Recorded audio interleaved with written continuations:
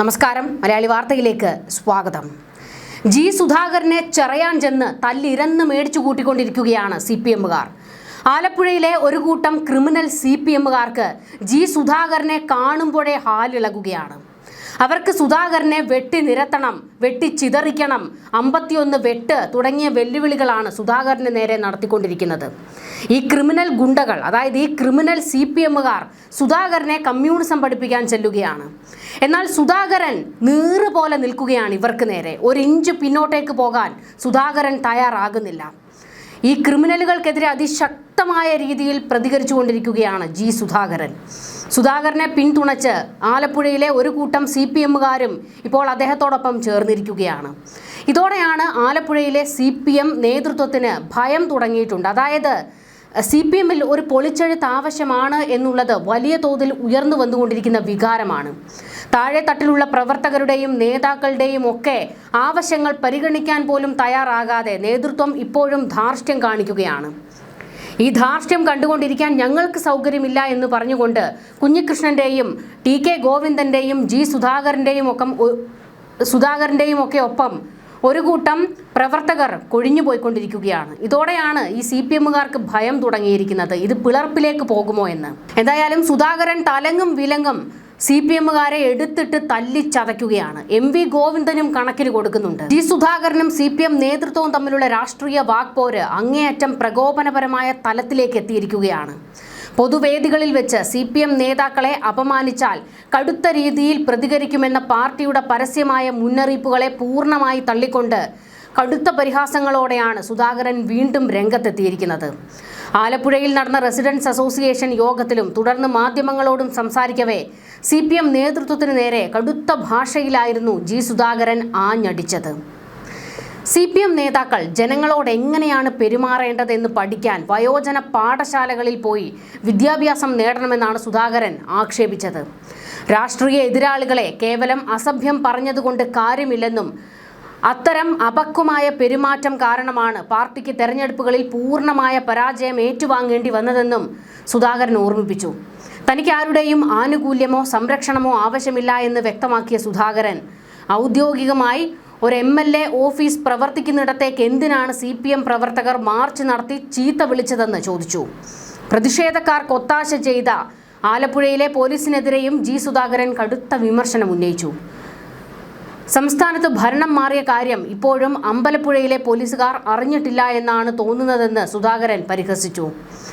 പ്രായമായ CPM നേതാക്കൾ വയോജന പാഠശാലയിൽ പോയി പഠിക്കണം, ജനങ്ങളോട് മര്യാദയ്ക്ക് പെരുമാറാൻ പഠിക്കണം. എന്തു പറഞ്ഞാലും ഒരു കൂട്ടം ഗുണ്ട ക്രിമിനൽ CPM-കാർ ഇരച്ചിറങ്ങി അസഭ്യം പറയുകയാണ് ചെയ്യുന്നത്. ഈ വെട്ടുകിളി കൂട്ടങ്ങളെ ഞാൻ ഭയക്കുന്നില്ല എന്നും സുധാകരൻ പറഞ്ഞു. ഈ ധാർഷ്ട്യം കൊണ്ടാണ് തോറ്റമ്പിയത്. എന്നെ കൈകാര്യം ചെയ്തോളൂ, എന്നാൽ CPM-നെ ജനം കൈകാര്യം ചെയ്ത് കഴിഞ്ഞു എന്നാണ് സുധാകരൻ പറഞ്ഞത്. ജില്ലാ സെക്രട്ടറി ജനങ്ങളിൽ നിന്ന് ഒറ്റപ്പെട്ട നേതാവാണ്. ജനപിന്തുണ തിരിച്ചു കൊണ്ടുവരാനുള്ള ബൗദ്ധിക ശേഷിയോ കായിക ശക്തിയോ ഇല്ലാത്തയാളാണെന്നും ജി സുധാകരൻ MLA പരിഹസിച്ചുകൊണ്ട് പറഞ്ഞത്. CPM ആലപ്പുഴ ജില്ലാ സെക്രട്ടറി R നാസറിനെതിരെ സുധാകരൻ പൊട്ടിത്തെറിക്കുകയായിരുന്നു. തന്നെ ആരെങ്കിലും ആക്രമിച്ചാൽ അതിൻ്റെ ഉത്തരവാദി CPM ജില്ലാ സെക്രട്ടറി ആയിരിക്കും. തന്നെ കൈകാര്യം ചെയ്തോളൂവെന്നും ജനങ്ങൾ CPM-നെ കൈകാര്യം ചെയ്ത് കഴിഞ്ഞുവെന്നും അദ്ദേഹം ആവർത്തിച്ചു പറഞ്ഞു. കൂടാതെ MLA ഓഫീസിലേക്ക് CPM നടത്തിയ പ്രതിഷേധ മാർച്ചിന് പോലീസ് കൂട്ടുനിൽക്കുകയാണ് ചെയ്തതെന്നും ആലപ്പുഴയിലെ ക്രിമിനൽ CPM-കാരുടെ കൈകളിലാണ് ഇപ്പോഴും അവിടുത്തെ പോലീസ് ഉള്ളതെന്നും അദ്ദേഹം വിമർശിച്ചു. കണക്കിന് മറുപടി കൊടുക്കുകയായിരുന്നു ജി സുധാകരൻ. എന്നാൽ സുധാകരന് നേരെ ആലപ്പുഴയിലെ CPM-ൽ നിന്ന് വലിയ തോതിലുള്ള പ്രകോപനവും ഉണ്ടാകുന്നുണ്ട്.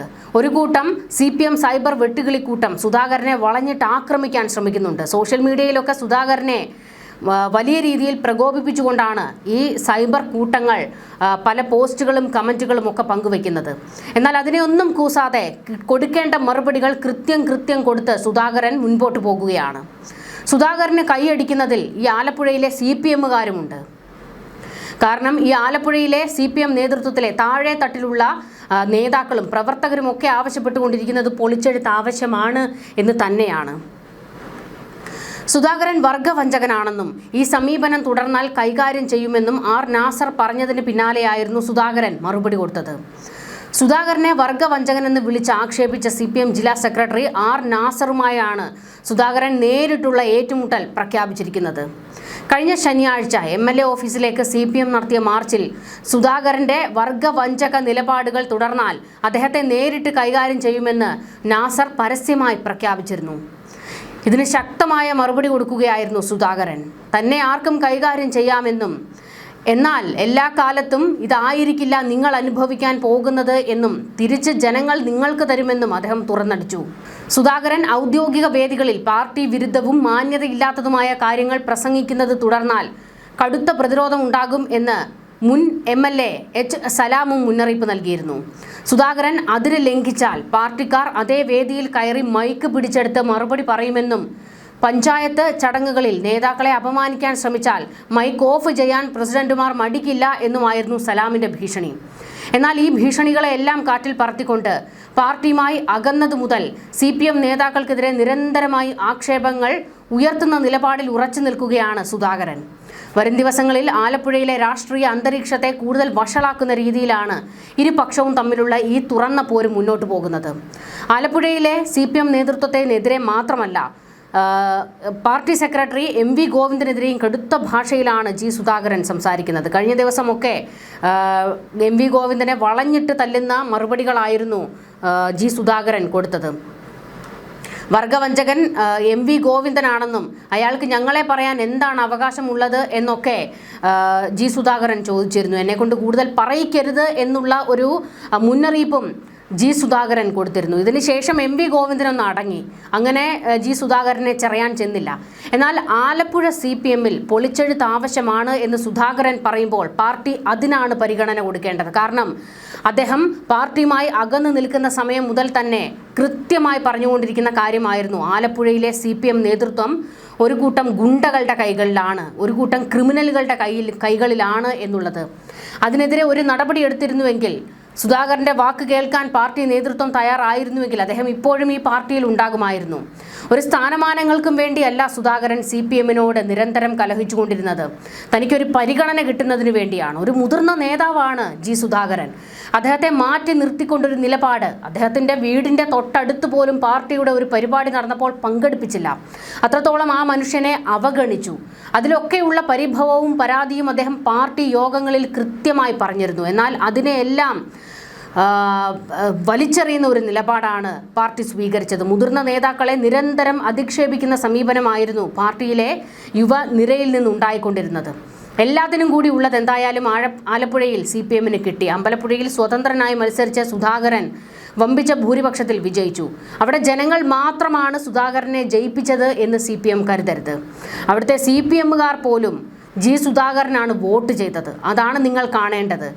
ഈ പാർട്ടിയെ തിരിച്ചു കൊണ്ടുവരുന്നതിന് വേണ്ടി ഇവിടുത്തെ CPMകാർ നിങ്ങളെ അടിച്ചൊതുക്കി മൂലയിലിരുത്തി എന്നുള്ളതാണ് വസ്തുത. ഇനിയും അത് മനസ്സിലാക്കാൻ നിങ്ങൾക്ക് കഴിഞ്ഞില്ലെങ്കിൽ പടുകുഴിയിലേക്കും പാതാളക്കുഴിയിലേക്കുമാണ് CPMന്റെ പോക്ക്. ന്യൂസ് ഡെസ്ക് മലയാളി വാർത്ത.